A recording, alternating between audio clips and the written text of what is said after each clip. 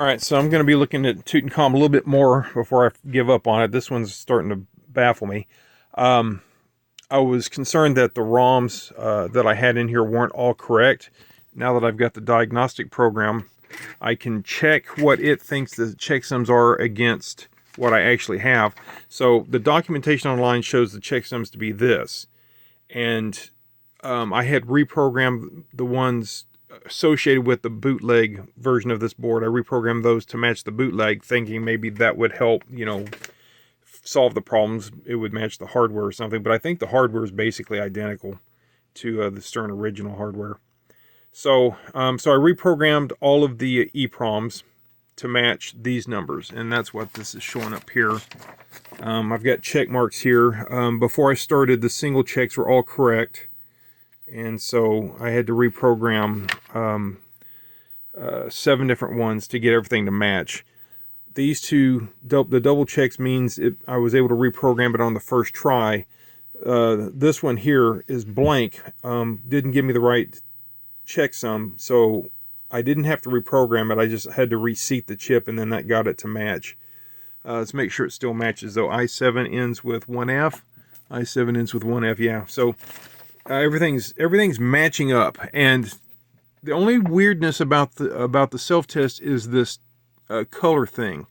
It shows some weird lines. You see that? There's little extensions on the graphics that aren't supposed to be there. Also, that blue might not be correct, and that blue there. Basically, it looks like there's something wrong with the blue. I don't know, but these little dots here that extend past the end is not correct. That's the only thing that the self-test is showing to be wrong. RAM's okay, the VRAM's okay, which is the DRAMs. Static is okay, which I presume is this chip here on the end. This is a static RAM. So the RAMs are being written to and read from correctly from the processor. So, and also you can see the fonts here are correct. I have problems with the fonts and the sprites in the game. And also, I haven't tested it since I changed the EPROMs, but I was having problems with collision detection on the walls. You could walk through some of the walls. Now, the collision detection with the enemies was good. It was working. So I guess the next thing I need to do is remove the test EPROM and see if the wall collision detection or wall boundary detection is working correctly. So let me do that next. All right, so the problems that I'm having are the fonts in the score table that have blue in it seem to be wrong. This flashing stuff has remnants, has errors in it, and also the fonts of the guy are wrong. Now the characters themselves look pretty good. See how he's walking through the wall? So still have the same problem of it walking through the wall. But the enemy graphics look good. The door graphics, that sort of stuff looks good. I think the map might be okay. But you look at that. See how that's weird? It's like if it has blue in it, there's a problem. This stuff has blue in it, so there's a problem. The green looks good.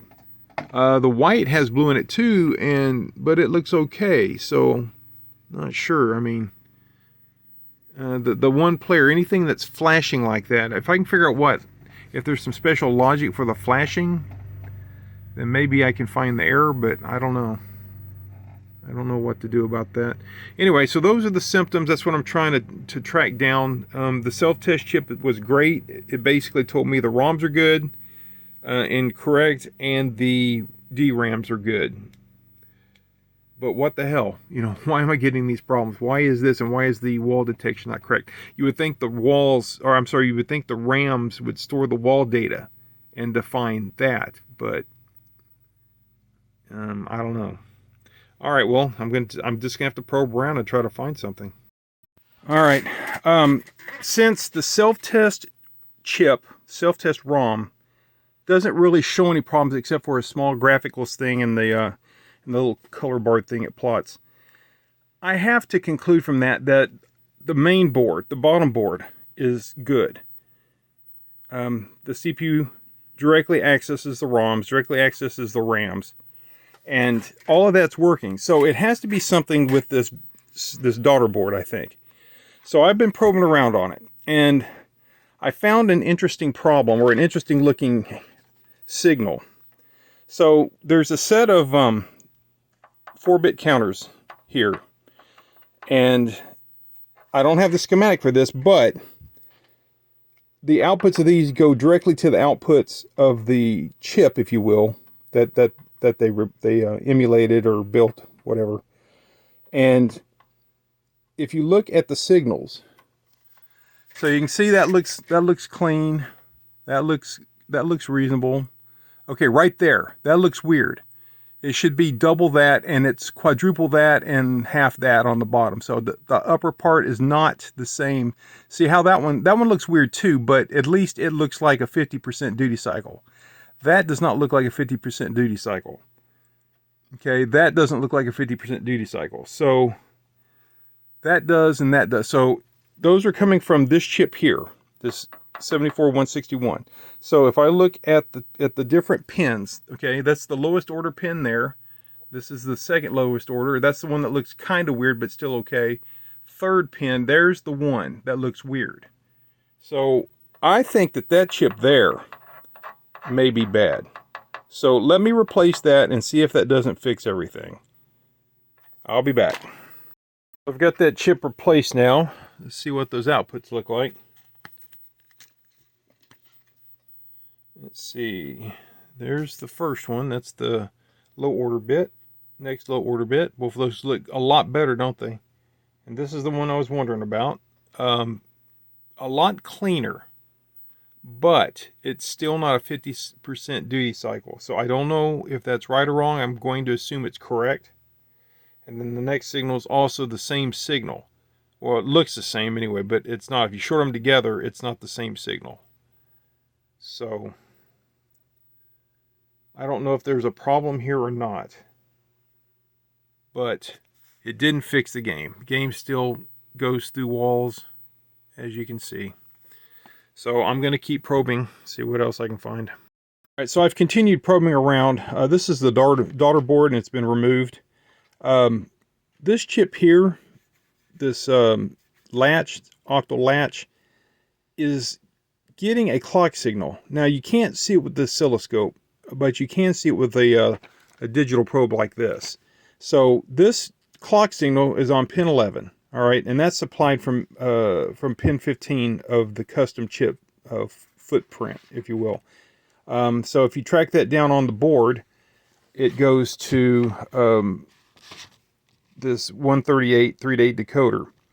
The signal is there, but it's faint. Like I said, you can't see it with the oscilloscope. You have to use a logic probe.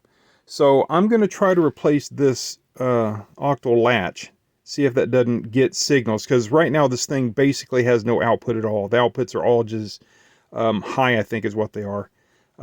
There's a clear signal, which is always high, which means the clear is disabled, and we've got a clock.